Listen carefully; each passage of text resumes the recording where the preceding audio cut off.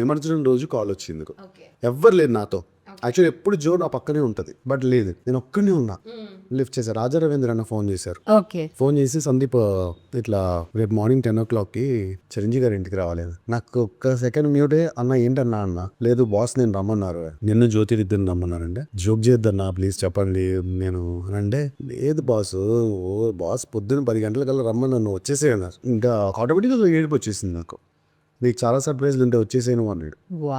అంతే. సో అదేనా ఈ నెక్స్ట్ డే నేను జ్యోతికి చెప్పడము, ఆ రోజు నైట్ అంతా నిద్రపోకపోవడము, ఆ ఎగ్జైట్మెంట్, ఇదంతా అసలు ఏం డ్రెస్ వేసుకోవాలి, అసలు చండీగఢ్ ఎలా ఉంటారు, ఇదంతా అంటే ఒకలాంటి ఎమోషన్ నాకు చాలా. నెక్స్ట్ డే మార్నింగ్ 10 o'clock వెళ్ళగానే డైరెక్ట్ గా ఐ టచ్ హిస్ ఫీట్ అని ఐ క్రైడ్.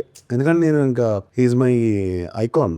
అంటే నాకు చిన్నప్పటి నుంచి ఈజ్ మై డ్రీమ్ అనమాట, ఆయన చూడాలి, ఆయనతో వర్క్ చేయాలని. సో వెళ్ళాను, ఏదో 10 నిమిషాలు మాట్లాడి పంపించేస్తారేమో అనుకున్నా. But it was a very long conversation, 4 hours. First time meet అయినప్పుడే కూర్చుని చాలా బాగా ఆయన ఎక్స్పీరియన్సెస్ చెప్పారు, నా విషయాలు. అంటే అంత పెద్ద స్టేచర్లో ఉన్న వాళ్ళకి నా బ్యాక్ ఎండ్ స్టోరీస్ వినాలి అన్నది ఎలా వస్తుంది అనేది నాకు నిజంగా ఇప్పుడు కూడా అర్థం కావట్లేదు. సో ఆయన అంతసేపు విన్నారు, నేను చెప్పింది, నా ఎగ్జైట్మెంట్, జ్యోతి ఎగ్జైట్మెంట్. నేను కొంచెం తక్కువ మాట్లాడినా ఈ తిను పక్క నుంచి మొత్తం ఏదేదో మాట్లాడేసింది. ఎదురుగుండా చిరంజీవి గారు ఉన్నారు, తిను తెలియకుండా ఎగ్జైట్మెంట్లో చాలా మాట్లాడేసింది. మళ్ళీ తర్వాత మళ్ళీ ఇట్లా చేతులు అడ్డం పెట్టుకుని, సార్ నేను ఏమైనా ఎక్కువ మాట్లాడుంటే నన్ను క్షమించండి సార్ అంటుంది.